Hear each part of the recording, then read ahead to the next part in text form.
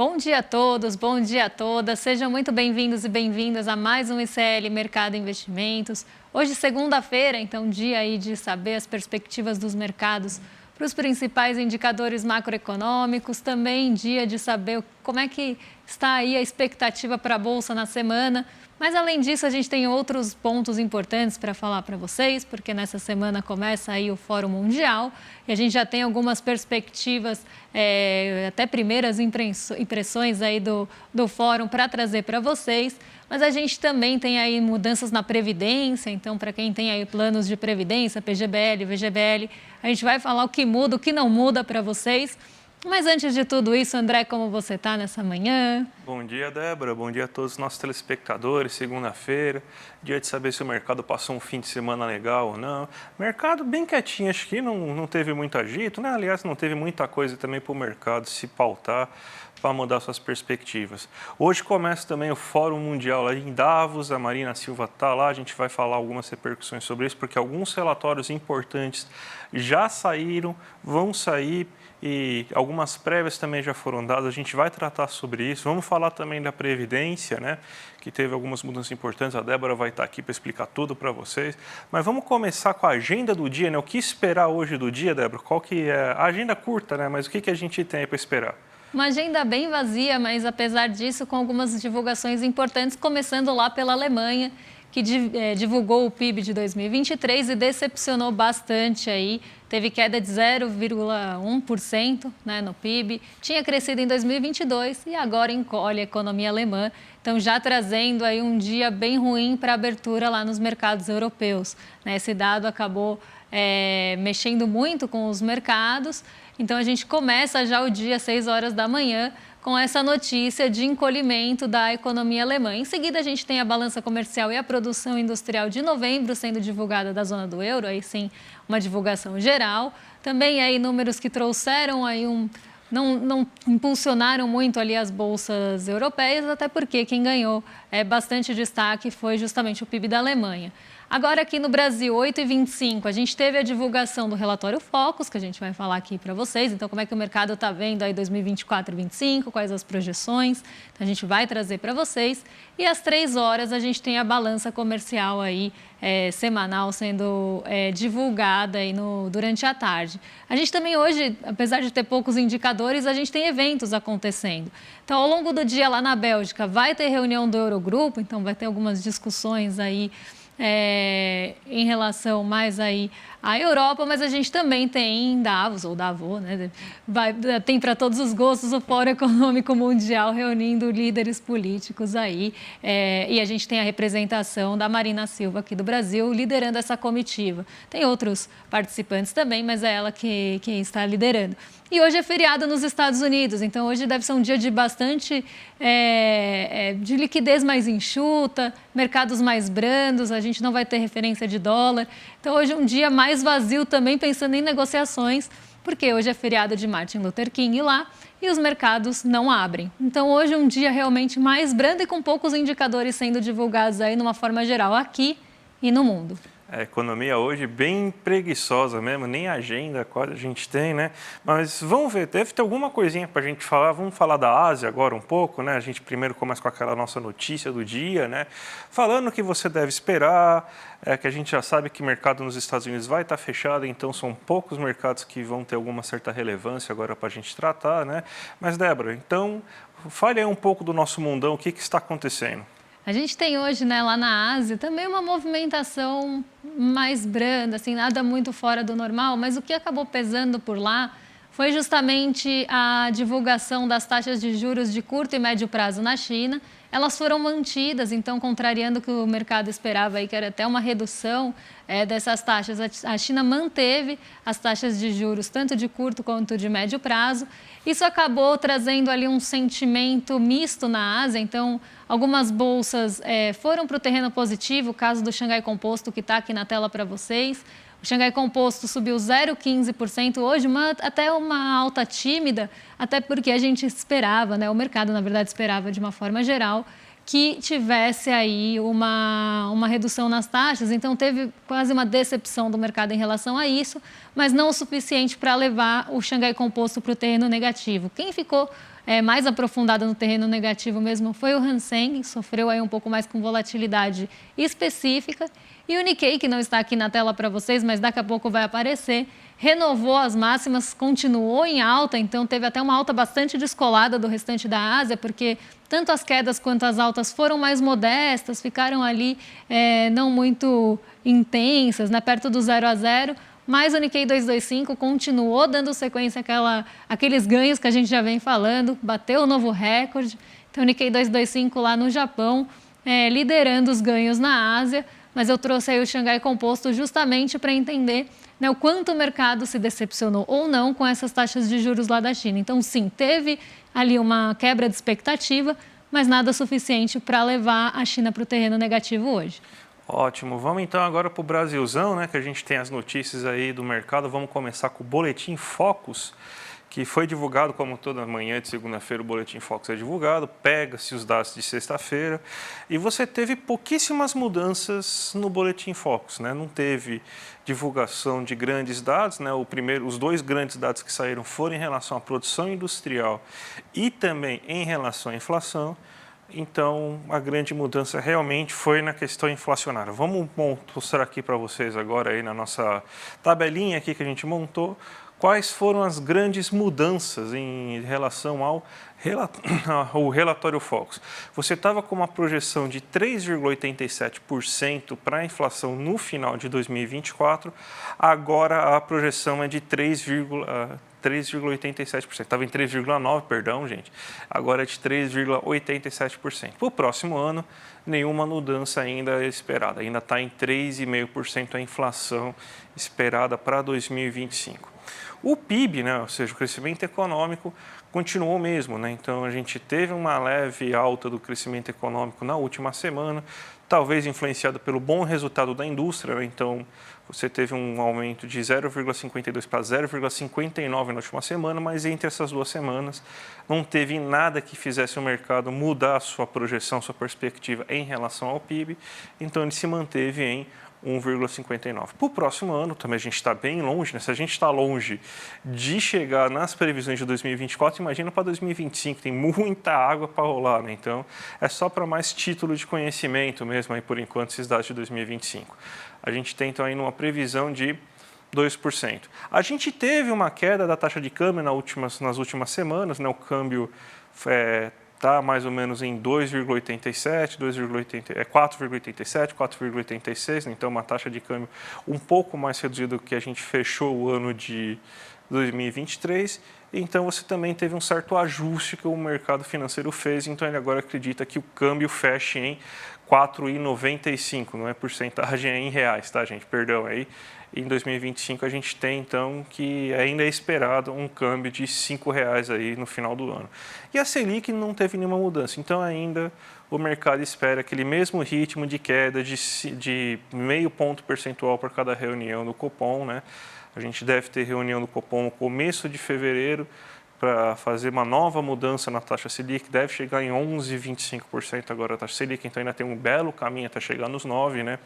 Então, ainda se espera que a Selic termine em 9% esse ano e para o próximo ano ainda uma queda de meio ponto percentual. Então, deve fechar em 2025 em 8,5%. Então, pouquíssima coisa mudou, o mercado financeiro fez apenas um leve ajuste na questão da inflação e do câmbio para esse ano, para o próximo ano não mudou nada, né?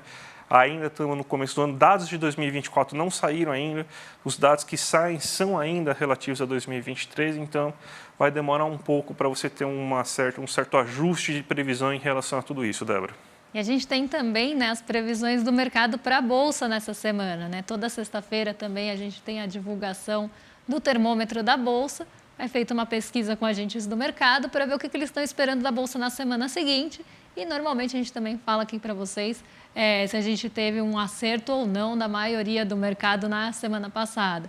Então a gente vai trazer para vocês aí esses dados de termômetro para entender se o mercado está esperando aí que a Bolsa suba, né, que a Bolsa caia nessa semana. E a gente tem um mercado mais pessimista. Então se na semana passada a gente tinha até um mercado otimista que errou, né? Então, a gente vê aí que praticamente 66% do mercado ou esperava estabilidade ou esperava alta, né? Quem esperava queda era só 33% do mercado. a gente teve queda. Uma semana bem negativa semana passada, uma semana de inflação, de muita expectativa para a inflação dos Estados Unidos e bastante volatilidade no rendimento das treasuries. Isso trouxe aqui para a gente, né, um cenário mais conturbado para a Bolsa, para os ativos de risco. Então, a gente teve muitos dias aí de queda na semana passada e também uma volatilidade bem grande no mercado de commodities. A gente sabe o peso que as commodities têm aqui na nossa Bolsa, uma semana muito ruim para o minério de ferro e de perdas e ganhos para o petróleo. Então, a gente tem todos esses fatores puxando a Bolsa na semana passada para o terreno negativo. A queda foi de 0,78%. Então, aquela parte que estava mais otimista, ou alta, ou ali estabilidade, acabou errando. A gente teve realmente queda. Para essa semana, o mercado já está mais pessimista. Então, se estava mais otimista na semana passada, mesmo numa semana mais pesada aí de inflação e outros indicadores, nessa semana a gente tem um mercado mais pessimista e aí até pensando mais nessa volatilidade das commodities. Então, a gente tem, inclusive, vou falar disso na abertura, uma renovação da queda do minério de ferro hoje. Então, tudo isso está trazendo preocupações. A gente tem divulgação de dados importantes essa semana na China. O mercado não está muito confiante que esses dados vão superar as expectativas. Então, uma projeção aí mais negativa. Então, 66,66% dos agentes acredita que a Bolsa vai cair, né, que vai ter uma semana negativa, isso no acumulado da semana. A gente tem só 16,67% dos agentes aí acreditando que a Bolsa pode subir e 16,67% acreditando que ela deve ficar perto do 0 a 0. Então, a gente tem uma semana realmente mais conturbada. Dados da China, a gente tem liquidez reduzida no comecinho da semana por feriado nos Estados Unidos. Então, vamos ver como é que a Bolsa vai se comportar, mas no termômetro do mercado a expectativa é negativa. Ótimo. Vamos agora falar de Davos, né? Porque Davos, não sei, né? O Fórum Mundial, que vai começar hoje, né? A Marina Silva vai ser a representante do Brasil, então diversas autoridades econômicas do mundo, vai ter representantes de todos os países do mundo, vão ter representantes dos principais órgãos multilaterais, como FMI, Banco Mundial e tudo mais. Para falar e para discutir aí os problemas mundiais, né? E antes de sair, né, algumas entidades, por exemplo, como a Oxfam, elas divulgam importantes relatórios aí durante esse fórum, né? E ela já deu uma antecipação que ela vai divulgar hoje, né? O fórum deve começar hoje à tarde, então hoje vai ser divulgado o relatório completo, até se der tempo a gente pode até trazer mais coisas do que esse relatório está trazendo, né? Mas ele já deu alguma prévia e está falando que, por exemplo, aqui no Brasil, 63% da riqueza, ou seja, 63% de tudo que é produzido, todo o dinheiro do Brasil está na mão do 1% da população. Isso é muita coisa, isso é muita coisa.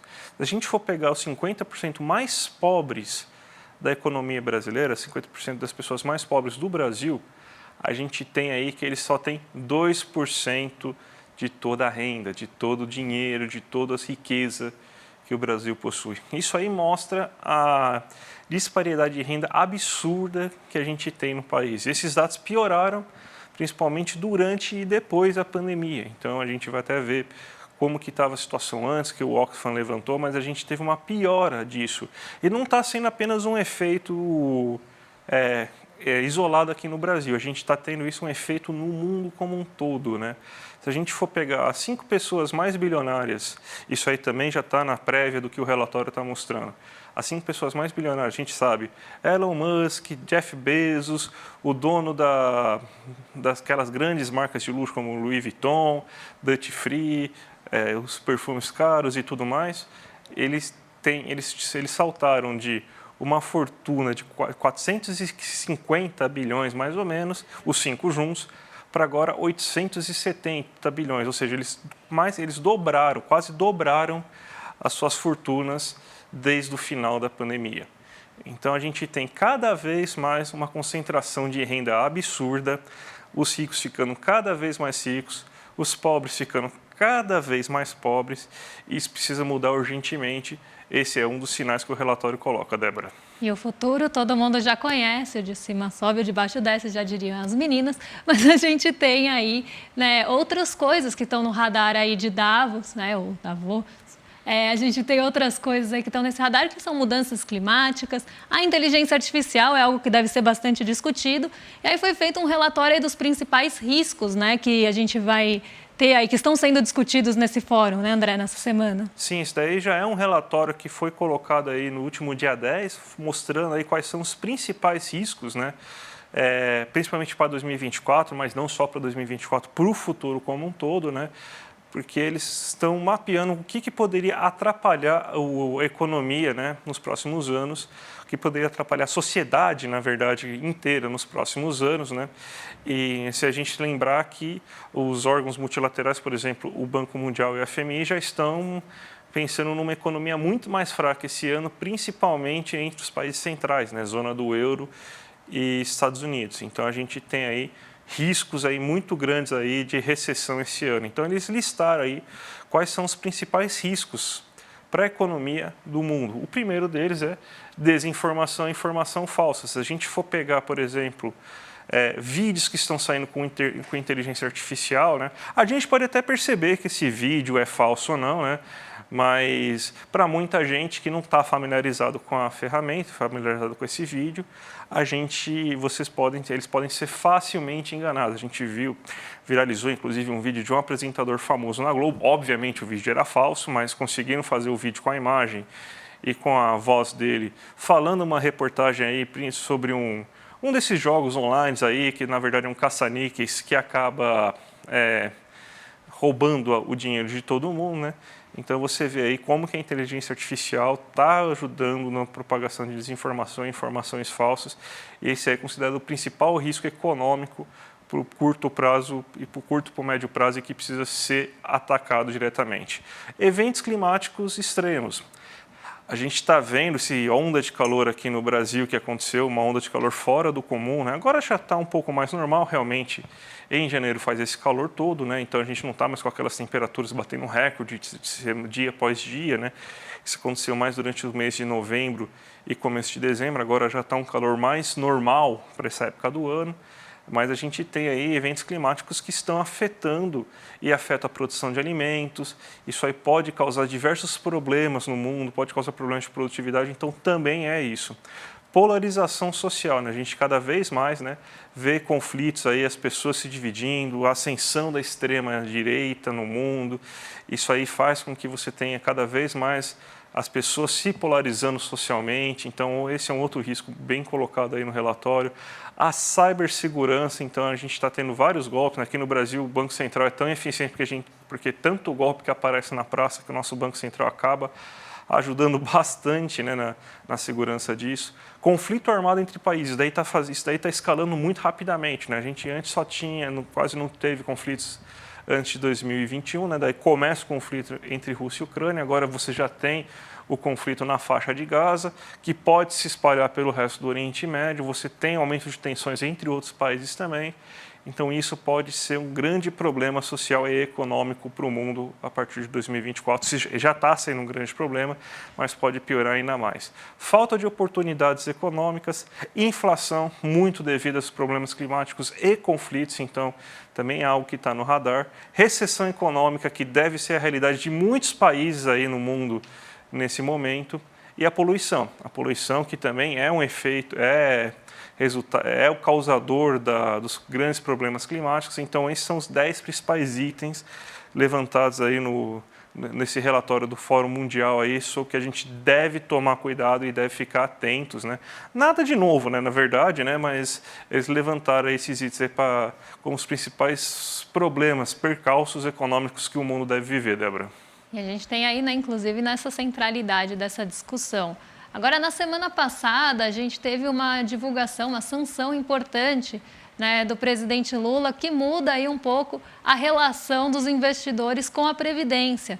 Né? Então, se você tem um dinheiro na Previdência, ali naquele VGBL, naquele PGBL do banco ou da corretora, né, se você tem esses fundos de Previdência, isso deve mudar aí para você também. Né, e para quem pretende também aplicar ou contratar um plano de previdência, também a gente vai ter, né, algumas mudanças, porque essas mudanças valem tanto para novos aportes, novas contratações, novas adesões, como também para as antigas. Então a gente vai entender o que muda, como era antes, como passou a ficar, né? E vou trazer, inclusive, a tabela aí de tributação da Previdência para vocês entenderem por que essa mudança é tão importante.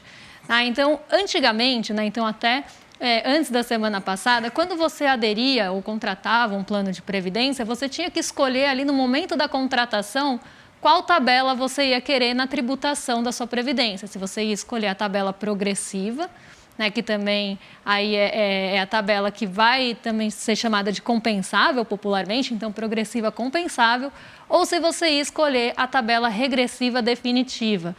Então aqui a gente tinha duas possibilidades de escolha, né, e essa escolha era feita no momento da contratação. O que acontece? Qual que era o problema disso? E acontecia, na verdade, o problema que isso trazia.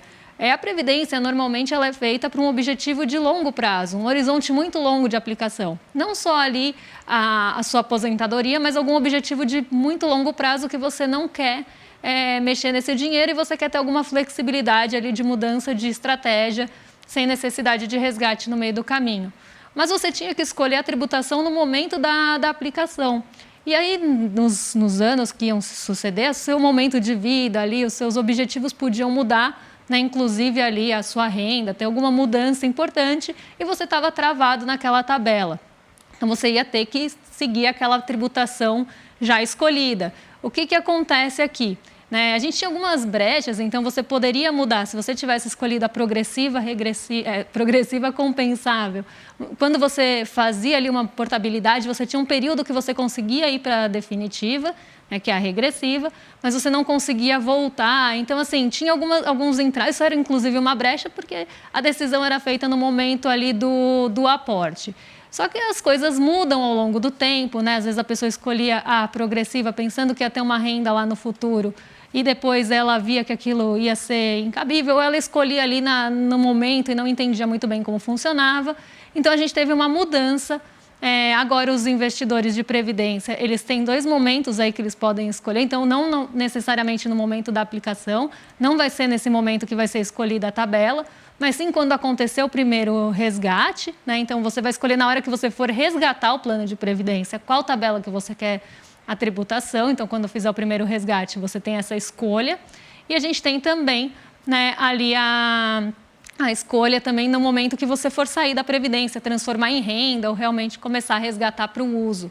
Isso é importante justamente porque, primeiro, que esse momento de vida ele pode mudar, né? E porque muitas vezes ali você podia estar na tabela errada e se você mudasse ali no meio do caminho. Então, fiz uma portabilidade da minha Previdência, fui mudar minha tabela, saí da progressiva, fui ali para a regressiva, que a gente vai entender por que disso, você começava a regredir o seu imposto do zero. Então, como se você tivesse ido para aquele plano naquele momento, tendo ali uma alíquota mais alta.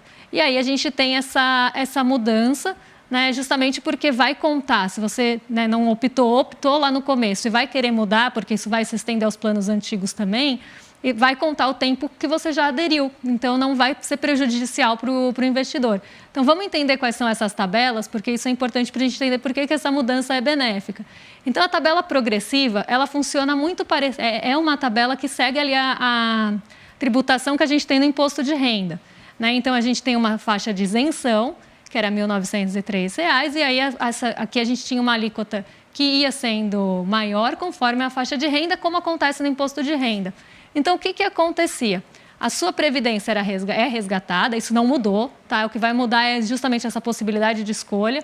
O que você resgatou da previdência no ano ia somar a sua renda, tanto a mensal quanto a anual, até se quiserem mudar aí para o pessoal ver qual que é a taxa, né, de base de cálculo da renda anual. Então, a sua renda, né, recebida ali por trabalho, aluguéis, enfim, ia somar com o que você recebeu da Previdência, né, o que você resgatou, e você ia ser colocado em uma dessas faixas, ou no anual ou no mensal, e aí você tem as alíquotas. No momento do resgate, já era cobrado 15%. Então, você pagava 15% do que rendeu, ou no caso de um VGBL, ou do total, no caso do PGBL, e depois você tinha ali uma compensação, por isso que ela é chamada de compensável. Dependendo de qual alíquota dessas você ficasse, você poderia tanto restituir, né, se ficasse abaixo de 15%, então em 7,5% ou isento, como também pagar mais, né? Então, se a sua renda ficasse, né, somada à Previdência com todos os outros rendimentos, acima ali de 15, em 22,5 ou 27, você pagava um ajuste, né, e compensava isso na declaração de ajuste anual do ano seguinte. Então, você poderia chegar até 27,5, tendo que pagar mais 12,5% aí de imposto. No caso de 15%, ficava elas por elas. E aí, se fosse menor, você ainda restituía um pouquinho. E aí, justamente isso, a pessoa aderia ao plano da Previdência em um momento da vida dela, a vida dela mudava ao longo do tempo, às vezes até aderia a uma tabela sem saber como funcionava e acabava pagando um imposto mais alto do que poderia pagar. Então, essa mudança é importante. E aí, a gente tem também a tabela regressiva, que é aquela que, conforme o tempo, ela vai caindo ali a alíquota. A alíquota da Previdência é diferente dos outros investimentos de longo prazo. Então, ela começa ali até 2 anos em 35% e a cada 2 anos ali ela cai 5%, chegando a 10% acima de 10 anos. E por que essa mudança que foi sancionada aí pelo presidente na semana passada é importante? Porque justamente quando você fazia a mudança ali no meio do caminho, por mais que você tivesse 10 anos de Previdência, da sua adesão, e aí você descobria que estava numa tabela não tão legal, que não fazia sentido, você ia mudar, né, fazer essa portabilidade, ia mudar ali, por exemplo, a tabela tributária, só que você ia voltar para os 35. Então, na mudança, você voltava ali para os 35 e tinha que esperar 10 anos ali para chegar. E aí muita gente achava que a Previdência era ruim, né, era ali... trazia malefícios, justamente porque não entendia como funcionava, entrava numa tabela que não fazia sentido e ainda depois era penalizado tendo que voltar lá para o começo. Agora não. Agora, quando você escolhe ali, se for, por exemplo, só no momento lá do resgate, lá no final, quando você for realmente usar para sua aposentadoria, já passou muito tempo que você aplicou, né, na Previdência, você vai ter essa decisão e a sua tabela vai começar desde a adesão.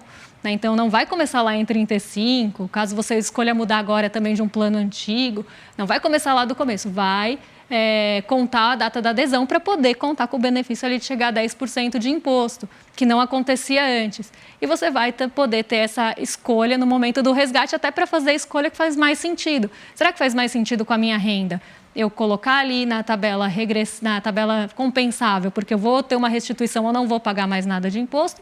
Ou será que pelo meu tempo aí já vale a pena escolher essa tabela e chegar a 10%? Então, é uma mudança importante, deve favorecer aí os investimentos de previdência, mas, sobretudo, aí o investidor que muitas vezes tomava decisões erradas, até por erro de indicação do próprio banco, muitas vezes, e aí vai ter essa possibilidade aí de escolher no melhor momento a melhor tabela na hora do resgate. Débora, 1 minutinho para você fazer o giro de mercado, então, para a gente finalizar o programa? Olha, hoje o giro vai ser mais rapidinho, porque Nova York está fechada, então, como vocês podem ver, todos os indicadores de Nova York estão zerados, porque hoje a gente não tem mercado por lá. O dólar ele deve ficar aí muito próximo à estabilidade, com pouca movimentação, porque a principal referência, que é Nova York, está fechada. Então, hoje a gente tem o dólar aí 0,04, bem perto do 0 a 0, a R$ 4,86. Na sexta, a gente teve o dólar fechando a R$ 4,85. O petróleo Brent cede hoje, então ele teve uma recuperação no fim da semana passada e agora volta a cair. Lembrando que a gente está com uma tensão forte ali no Oriente Médio, né, no Mar Vermelho, então a gente tem todos esses pontos afetando aí o preço do petróleo, deixando ele muito suscetível a qualquer outra notícia. Então, hoje o petróleo ele cai 0,94 a 77 dólares por barril. E o nosso Ibovespa caindo aí 0,17, inclusive diminuiu as perdas do momento da abertura para cá, muito puxada aí tanto pela queda do petróleo, mas também o minério de ferro, que caiu mais de 3% hoje em Dalian. Então, o minério de ferro estendendo aí a sua sequência de quedas. Semana passada teve uma semana muito ruim, essa semana abre com uma queda muito importante, bem aprofundada, penalizando a mineração, siderurgia, que é um bloco importante do Ibovespa, não só vale pelo seu peso individual enorme, mas também por outras empresas que, somadas a ela, acabam tendo um peso importante. E também aí a gente tem o petróleo Brent caindo e puxando aquela outra parte que também é importante ligada a petróleo. A gente também tem um dia difícil aí para as ações de consumo, então hoje deve ser um dia que a gente vai ficar ali, até pela falta de indicadores, né, tanto aqui como fora do Brasil. Deve ser um dia mais de realização do que subiu na semana passada, de quem subiu na semana passada, e desses fatores aí, principalmente dos preços da commodity, puxando o nosso índice para baixo. Mas deve ser um dia de operação e liquidez e giro mais realmente enxutos, justamente pela falta aí e pelo fechamento dos mercados nos Estados Unidos. Débora, dia 28 tem novidade, né? Você já está sabendo. Aliás, a gente tem que estar sabendo porque a gente vai trabalhar muito nisso, né? Dia 28 tem o Mapa da Mina. Dia 28 de janeiro, às 8 horas da noite, aí, é aquele evento que a gente faz todo começo de ano, em que a gente faz as nossas previsões. O Eduardo Moreira, na verdade, faz as previsões de mercado, né? Então a gente já vai deixar vocês aí preparados para o que vocês devem esperar no ano e qual que deve ser aí a estratégia de vocês aí que tem seus investimentos no ano. A gente tem que lembrar que bancos, grandes operadoras cobram por isso e aqui a gente faz de graça, né? Então, uma análise completíssima, uma análise que vai mostrar tudo que teve no ano passado, o que a gente espera para esse ano. Então, imperdível, gente. Já clica aqui no link aqui que está aqui abaixo, edu1.com.br/mercado. Então vai ser imperdível, obviamente, né? A gente vai ter a nossa presença lá no final do programa para responder algumas perguntas, né? Então, dia 28 aí, imperdível, gente. Não se esqueçam aí de se inscrever com o link que está aqui embaixo. E, ano passado, as previsões foram todas acertadas. Então, não deixem realmente de participar e para saber que rumo deve tomar aí a nosso mercado no geral, né? E também para a gente tomar nossas decisões aí ao longo desse ano. E a gente, né, fica por aqui, mas vocês estão em excelente companhia a partir de agora com o William De Luca no Rolê ICL.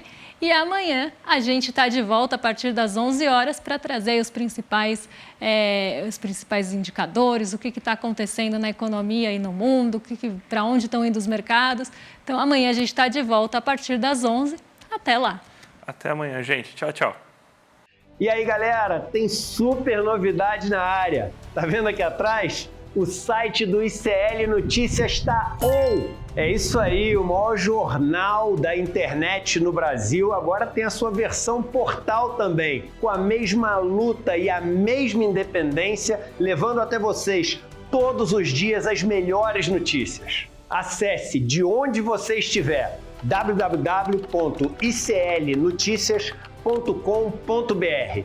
A gente chegou para fazer jornalismo de verdade, sem rabo preso com ninguém. Nosso compromisso com a verdade e com a mudança. Eu quero dar para vocês da nossa comunidade uma missão, um pedido de ajuda. Pega esse link e envia para todos os seus contatos do Telegram, do WhatsApp. A gente precisa fazer essa novidade chegar para todo mundo. Onde tiver notícia, o portal ICL Notícias vai estar lá, com independência e seriedade. Clica lá e mande para os seus amigos. Vamos embora! A revolução está só começando.